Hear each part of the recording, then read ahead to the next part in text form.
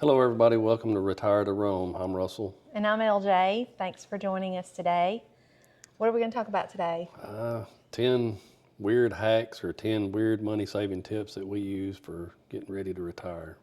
And these are things that we've done for several years now, and some are a little weird and some are a little different than what other people do. So probably number 10, I guess, would be our least crazy hack, and that is using apps on our phone. So the number one app that we use right now is Fetch, and this is not sponsored by Fetch or anything, but you can kind of tell them how Fetch works. Yeah, well, I mean, any receipt that you get from like the grocery store, if you're at Walmart, a restaurant, anything, any type of receipt, you can scan it to this app, and over a period of time, you build up so many points, and you get like a free gift card or Amazon card, whatever it is, or maybe a meal card from one of your favorite restaurants. Yeah, I think you've done $25 this year. I've gotten $35 in cards from, I did Amazon. I think you did a restaurant. And now I've probably built up another, $5 card or something. I'm just going to wait till closer to the holidays and cash that in. But the good thing about them is they're e-cards. So as soon as you cash your points in, you get your card sent to you via electronically. Through your email, so you can use them however you choose with whatever store. There's hundreds of stores to use them from. And another thing that's good with Fetch is I don't really shop the brands, but there are specific brands that they run, I guess, ads for each week. And some of those, you could earn 2,500 points per purchase on an item. It might be, I think you did Mountain Dew one time. Yeah, and like if you're going to Walmart or whatever your local chain store is to shop, and if it happens to be on that app, then hey, they'll give you 2,500 points. If you were planning on buying it anyway, you can scan it into that app when you get your receipt, and you get to 2,500 points. Yeah, and there's a lot more out there other than Fetch. It's just one that my sister told me about. There are referrals, so if you refer a friend, you get like 3,000 points, or I think that changes throughout the year. So again, we're not promoting Fetch, we're just telling you about it. It's free, and you can earn points. I know when I go to Dollar General, or sometimes when we go out to like a fast food, and they have like tons of receipts laying on the counter that they're about to throw in the trash, sometimes they'll give those to you, and we scan them. I mean, at least every single receipt is worth 25 points. So the next one, number 9, what do you got? It is basically don't worry about everyone else. Don't worry about what your neighbors are doing. As a matter of fact, if you're wanting to try and save up money and retire early like we're doing, you're probably not going to be like the majority of your friends and family. I think the old saying is don't keep up with the Joneses. Yeah, don't keep up with the Joneses. So what does that mean for you? I mean, we have friends that have new vehicles, big homes. What has that kind of meant for us over the years? I'm not worried about the car somebody else drives, the house they live in, the clothes they wear. I'm not trying to wear the finest Rolex watch or anything. I'm just going to do me and let them do them, and I'm happy that way. And I don't think we have any friends that have Rolex watches, but I do. Do you? Yeah. Okay. I don't think I do, but like Russell said, we don't have to have everything the neighbors have. As a matter of fact, we kind of wear it as a badge of honor, I think, that we live a different lifestyle because we have a goal. And that goal is to get out of the 9-to-5 rat race. We're not misers by any sort of the means, but we're frugal. If you pull up to the red light and you see some guy that's driving a brand new Corvette, that's great. And sure, he's going to get a few looks, but I don't look at that and say, oh gosh, I wish I had a Corvette. I don't look at it that way. Now, back in my 20s, I very well could have. I might compliment it and say, yeah, that'd be nice, but then I get thinking about the Sears and Roebuck catalog payment book that might come along with it. So happy for anybody that has that. I mean, that's on them, but I don't want to go into debt for something like that. Right. Okay, number 8, and this one probably is weird. We have done this for years, and I've had people ask me, are you serious? We cut our own hair, and that might not sound that drastic, but it is because it's a big money saver for us. And luckily, I have curly hair, so if I make a little oopsie here and there, it's not that big a deal.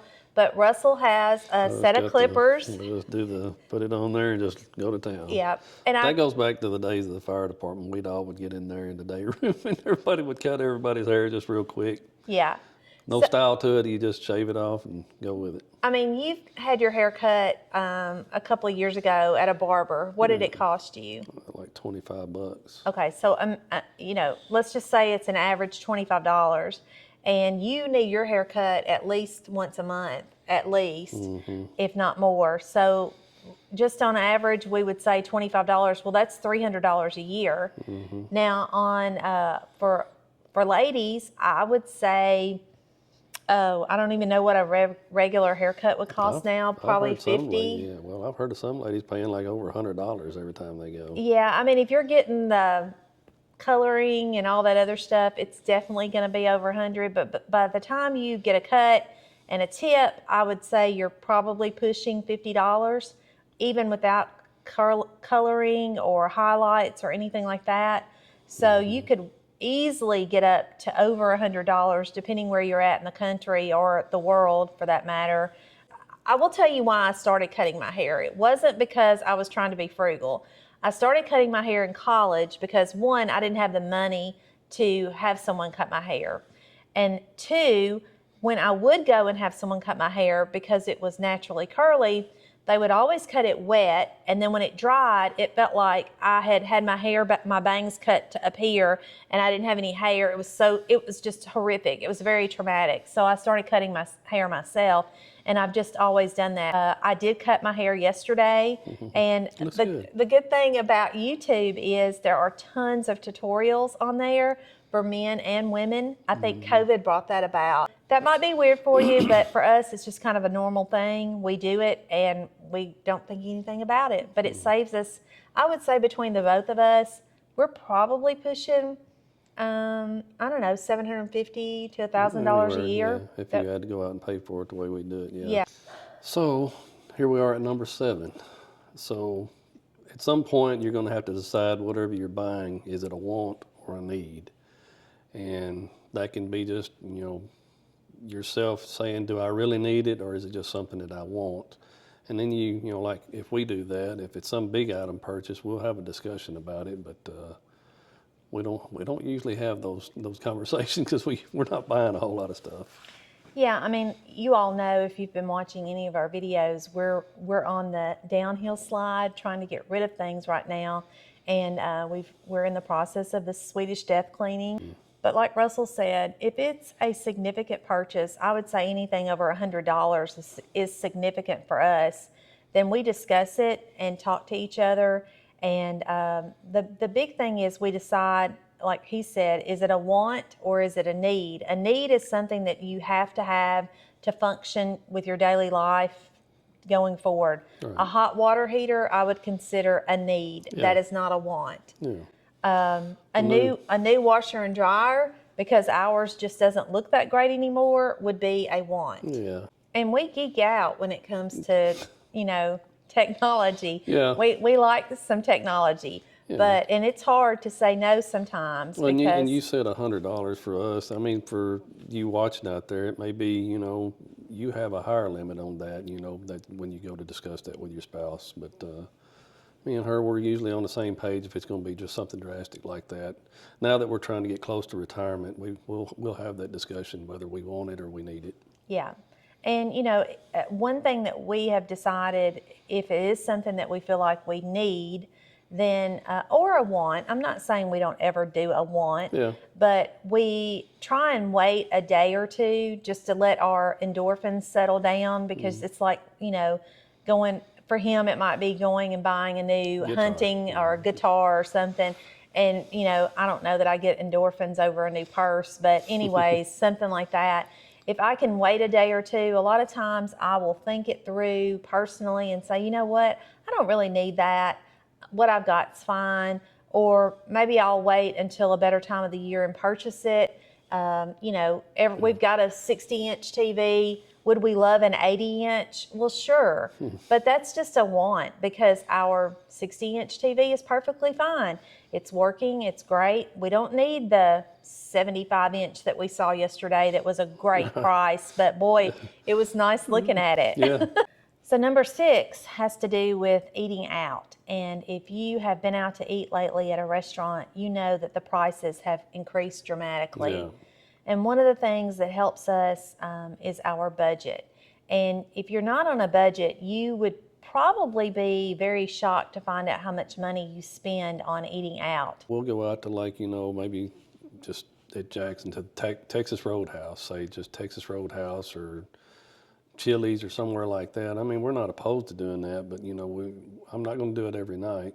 Yeah, we don't even do it every week. We kind of laugh when we go to Sam's and we get the $2.50 slice of pizza and drink. And we enjoy that just as much as if we had gone to Texas Roadhouse and spent $35 on a meal. It's okay to go to a sit-down restaurant occasionally, but if you're not monitoring it, you can really hammer your budget every month by eating out, and it adds up. I'm not saying don't go out and eat. I certainly do that, but you just have to monitor. Make sure it's in your budget. Make sure it's budgeted. Okay, number 5. It's okay to say no. It's okay to say no to friends and family. Yeah, sometimes you might have, you're trying to save money or something, whatever it is or whatever, and not just saying it's family, you might have friends or whatever, say, hey, we're planning on, let's just say for an example, we're going to go do a beach trip this summer. Hey, we would like for you to come along. It's going to be about this much or whatever. If that's something that you've discussed and you're saying, hey, I'd like to go, but we need to save this money for this other thing that we're trying to do, it's all right to say no. Just say, hey, I appreciate the offer, or we would really maybe think about it next year, but this year's just not good. It's good to say no. Yeah. We have said no to cruises before. We have said no to vacations. But really, when we were getting out of debt, that was when we said no a lot. Yeah, that's I wanted to reiterate that too. It's not that we say no to everything. We're saying, when you're starting out, you're trying to save money and you're buckling down. If it's not in the budget, it's all right to say no. We're at a point now, if we have to, we could, if it's in our budget, if we feel like we could spend that extra money, we would. But I mean, when you're starting out, and that's the idea of this video, is we're trying to tell you some weird tips that we do, not you. I mean, if you can take an example from it, you're glad to, but it's all right to say no. Yeah, and even now that we're out of debt, I still say there are times when we say no. Mm-hmm. We still have family that go on vacation and invite us to go, and we're just like, no, not this time, maybe next time. There have been times that we've gone. Mm-hmm. And as Russell said, as long as you are on the same page with your spouse, if you're single, then you're and we're you're thankful on your for own. them to invite us or bring it up. Yeah. But there again, everybody has their own life to live, and at that point, it may not be worthwhile. But maybe the next year. I know my sister.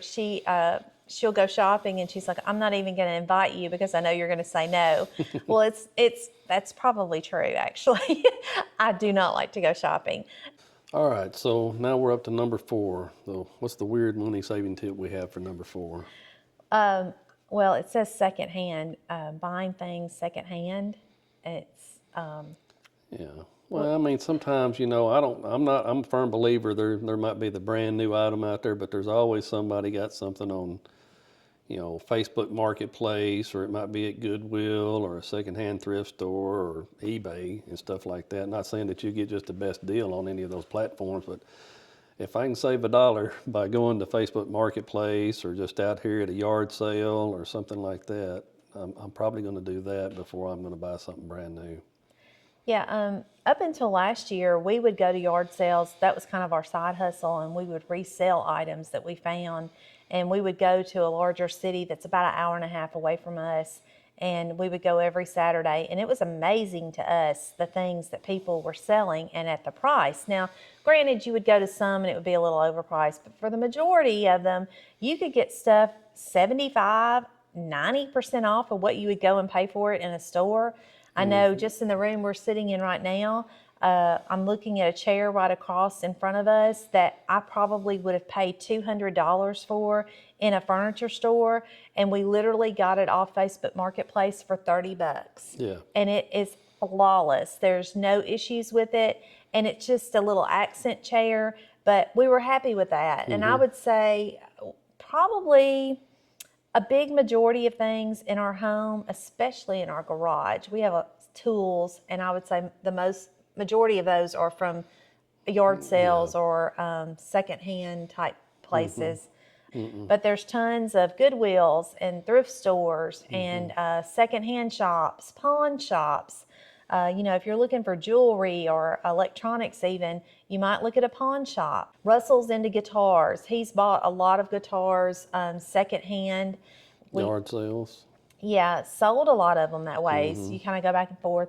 Video games, if you've got kids that are into video games, I highly encourage you to look at yard sales and Facebook Marketplace, because you can get those things much cheaper than going out and buying them new. Yeah. Furniture, we don't buy mattresses. We don't buy Certain types of clothes. Well, things that are like close to your body, we don't typically buy secondhand. A shirt or some Undergarments, I think, would be the word we would use. I buy like shirts, or I bought several shirts. I bought shoes actually. That are basically brand new, but you can get them for like $5. I've got them as low as $2 a pair. So yeah.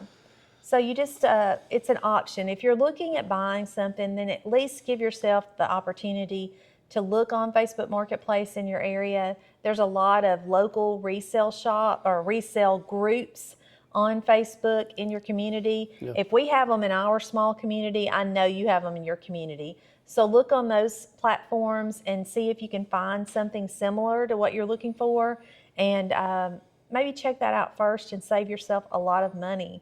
all right, we're getting higher up on the ladder here, so now we're at number 3. Ooh, this is a big one. Yeah. Vehicle purchases. I was going to say car, but it's a vehicle. It could be a van, a truck, whatever it be, a motorcycle. It's just a vehicle purchase. My car that I mentioned that we have is having some issues. We're probably going to be selling it not too far in the near future. And, I'm probably going to be asking maybe $1,000 for it, and hopefully getting close to that. Yeah. It's the funny thing about that car is it was totaled several years ago in a hailstorm, but it really only damaged the very top of the car, like the hood, the roof. And around the edge of the windows, there's some little dents in it. It wasn't anything that we were going to get fixed, but I bought it back from the insurance company for like $2,500. And, we've had it probably 6 years since that. For our vehicles that we have now, we've had really good luck with them. We bought them from the same company or the same dealership, and we have just done basic maintenance on them, maybe a new battery, maybe a new alternator, new tires, oil change. Yeah. Just your basic maintenance, routine maintenance. So I think the average American car payment right now, I heard the other day on the radio, is $700, which is crazy to me. That's more than our first house. And I think that's even at if you finance to 72 months, where it used to be 60 months, and that's just astronomical to me. Yeah, and we were guilty of it when we would go and buy a car. We didn't care we cared, but we didn't ask what the price of the car was. We just wanted to know what we could get our monthly payment to. We had a set amount. Okay, I can't get over this amount per month. Can you get it to that? And they're happy to get it to that. They just add more finance charges to it. So basically, it depreciates the moment you pull it off the lot, and you never get on the upside of it. Some people say, "Oh, I'm on the upside of it." You'll never, anything with wheels on it's going to depreciate. And I just don't feel like, there again, this is us speaking. It's not you. You do what you want to do, but I'm going to save up. We're going to pay cash for whatever we can, and it's not going to be anything brand new. Yeah, and like Russell said, as soon as you drive it off the lot, the value is going to be going down. So if you can get a 1 or 2 year old vehicle, I mean, they're basically still new. Most are obviously still under warranty at that point. and you can save thousands of dollars. And going back to financing cars, during COVID, there was like 0% interest and that kind of thing. And I think back in '08, they did that for a while. But, you can easily purchase a $20,000 car and it wind up costing you $30,000 when it's all said and done with finance charges Right. and interest and all that other stuff. Plus, you've got the upkeep and the maintenance. So, So if you can, just make it due diligence to stick back money and just save. And then if you don't have a car payment and you paid one off and keep it, just keep sticking that money back. And then when you do, you can buy something to upgrade to one whenever you need it, but pay cash. and that goes to the point about not trying to keep up with the Joneses. Just because the next door neighbor's got a new car and you're driving one that's 5, 6, 8, 10 years old, that's okay. Wear it as a badge of honor. Wear it as a badge of honor. I certainly do. People make fun of me in my car, but I'm okay with that. It doesn't bother me whatsoever. And if you can get to that point in life, I think you've really reached a pinnacle. If you can get to the point you don't care what people think about the car you're driving. Exactly. All right. Item number 2. What do you got for us? Okay, so this is what we do. We review our bills annually. Even though we're out of debt, we still have bills. We have insurance premiums and car insurance, home insurance, life insurance. We had cable or satellite TV. We cut that off probably 2 years ago. We had search around for internet if there's opportunities in our area. We've got what I think is probably the best internet in our area right now with the best price. Look at cell phone plans. Yeah. We recently changed our cell phone plan from one of the top 2 to one that's very well. I don't know if I would call it. I don't know what you call it. Maybe as a Network provider you talking about? yeah, A vendor or whatever? yeah. They're not one of the big 2. I'll put it that way. Yeah. And probably not even one of the big 5. But we get just the greatest service and just as many minutes and all that, and it's unlimited and it works great. Yeah, we're getting 2 phones now for what we were paying for one per month with the big provider. You need to shop around and see what's available in your area. Yeah, and then going on further like that, like you were saying, just some other stuff like insurance. A lot of people pay monthly, some people pay quarterly. You'd be amazed at what you can save if you can just do it, pay it annually. We used the insurance broker and we said, here's what we've got, and they'll shop around and find, whether you've got the best deal, or they'll say, hey, you can save money doing this. We done that one time and saved over $1,000 a year. Yeah. And we thought we had it pretty cheap, but we kept the same or maybe a little bit more coverage. And thanks to this insurance broker that we used, it still cut our bill by $1,000 a year. And then we actually started paying annually, and that's a big discount on that too. I think a lot of times people get in the comfort zone, especially if you're having things automatically deducted from your account. You get in that routine and you're like, oh, I don't want to have to go through all of that, setting that up again. And it can be a hassle. I'm not going to sit here and say it isn't. But if you're saving yourself a couple of $100s a month, to me, that's worth it. I mean, that's well worth it to save that money. And Well, that's money you could be investing that's growing. yeah, absolutely. And I think a lot of times the companies are banking on you staying in that routine and not going through the Right. hassle of updating, direct deposits, or not direct deposits, but automatic Withdrawal, payments. yeah.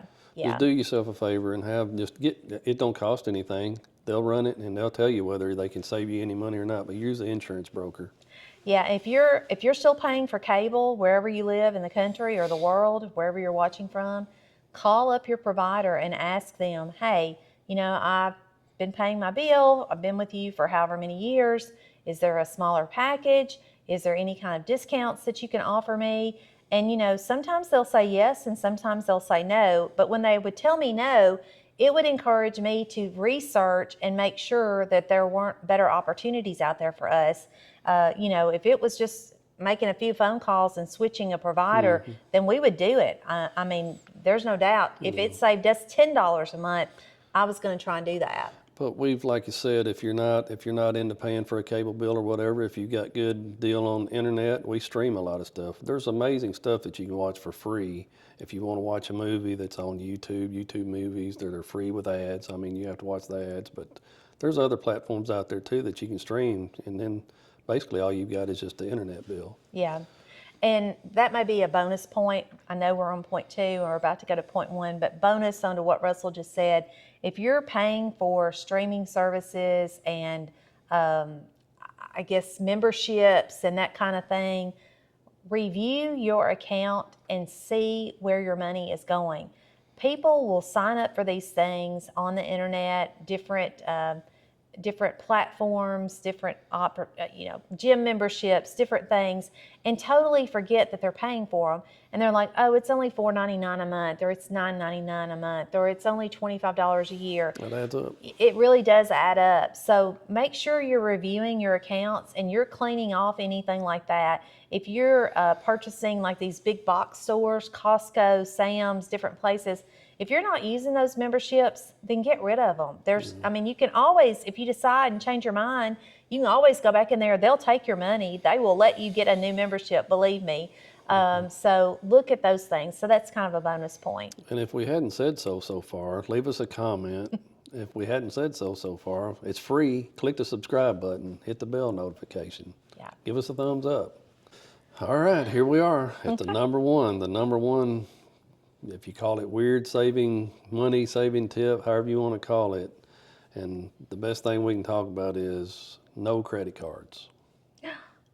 How do we do that? Well, we have debit cards, but I mean, we don't use a credit card. Some people use a credit card. I mean, like I said, we're telling you our money saving tips and how we stayed out of debt and how we got out of debt is we absolutely do not use credit cards. And we made that decision in the late 90s, mid 90s to late 90s. So what is that, 30 years ago? Almost 30 years ago? About 25 years ago. 25 to 30 years ago was the last time we had a credit card. Mm-hmm. And we have survived, folks. We have not fallen off the planet. And a lot of people make you think there's no way you can survive in today's society without a credit card or 2 or 4 or 10.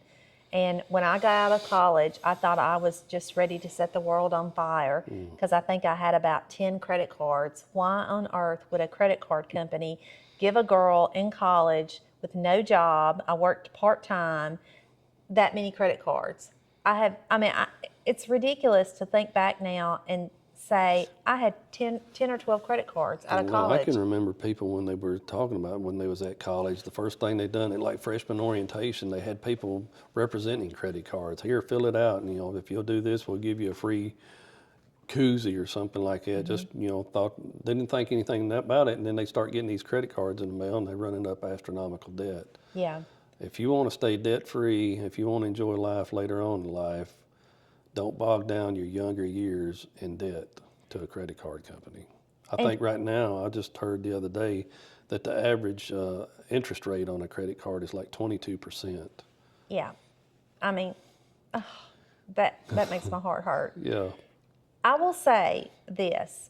We travel a lot, and there are some credit cards out there that are very enticing due to the fact that they offer so many points and airline miles. Yeah. They are very tempting. And I'm not going to say that we won't ever do one of those because more than likely if we travel internationally, it's probably not going to be a bad idea to have a card of some type other than a debit card in our pocket just in case of an emergency. But I can promise you, if we have a credit card, that payment, that bill will be paid at the end of each month. They are not going to get 22% interest out of us. No, absolutely not. And I'm still thinking that we'll try it without it until that point comes, because I'm telling you, I do not want to be bogged down with credit card debt, which at this point it would be, like you said, paid off every month. There again, if you do have credit cards and you're in debt and then you're looking at maybe this video that we're trying to give you money saving tips, don't pay the minimum payment. If you can, take the lowest amount that you have, and work on it religiously to pay it off, and then just snowball it into the next one. Get out from underneath the credit card debt. And then whatever you're paying for that, start sticking it back, and then you'll have the ability to pay for something with cash. so what someone's going to be watching this video, they're going to say, well, if you have a credit card, that's how I build up my credit. And I agree. if you have a credit card and you're paying it off, that will build up your credit. Because we ran into that problem with our old insurance provider, yeah. because we didn't have a high enough credit score because we didn't have any debt. And they wanted us to go out and get a credit card and run up a little money on it so that we could get a better rate on our insurance. Well, needless to say, we're not with that insurance company. We're not with that insurance company anymore. We'd been with them, or I had personally been with them, I think 30-something years, and I left them over that. Yeah. But getting back to the credit card thing, you're right. It is going to not result in a higher credit score, but the only reason you need a high credit score is to get into more debt. Because that's the only reason you're needing to acquire a credit score. Basically, that's what a FICO score is the amount of debt you've ever had. And you might say, well, don't you need a credit score to purchase a home or to rent an apartment or to purchase a car? Yes, on all of those, but also no. If you pay cash for a car, you don't need a credit score. If you rent an apartment, there are apartments out there that will go based on your previous occupancy. They will check your references and that kind of thing. Yeah, they're harder to find, but they are out there. There are mortgages that you can do without a astronomical credit score, and they'll handwrite it and stuff like that. It's called manual underwriting, and there are companies that do it. That's how they used to do it years ago, before credit cards. I mean, we did have a country before credit cards came along, and people did survive and they did thrive without having a credit card. But, every time you turn the TV on now, there's one or two credit card commercials, and there's a reason for that, because they're focusing on getting you into the belief that you have to have one. And again, we're not saying not to have one. We're just saying if you do, be careful with it. Be careful with it. Pay it off at the end of each month. Don't let them rack up this interest on you that's just astronomical. It's ridiculous. If you can't afford it, then don't buy it.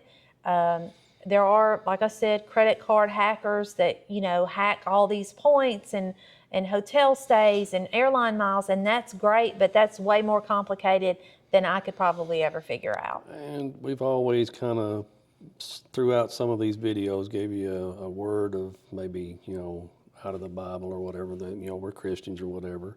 And it plainly states in the Bible, the borrower is slave to the lender. Yeah. So those are our top 10 weird or unusual ways that we have saved money, and they have helped us get to the point that we are today in getting ready to retire, retire early, and hopefully take a new turn in life here pretty soon. So hopefully some of those tips might be helpful. There's some weird things out there too where people save money, but we're not into that crazy stuff like, I don't know, not using toilet paper or something like that. I've seen things like that, but that's not us. So we hope you all get something out of the video. Thank you for watching as always. We really appreciate it, and I hope you join us for our next one. Have a great day.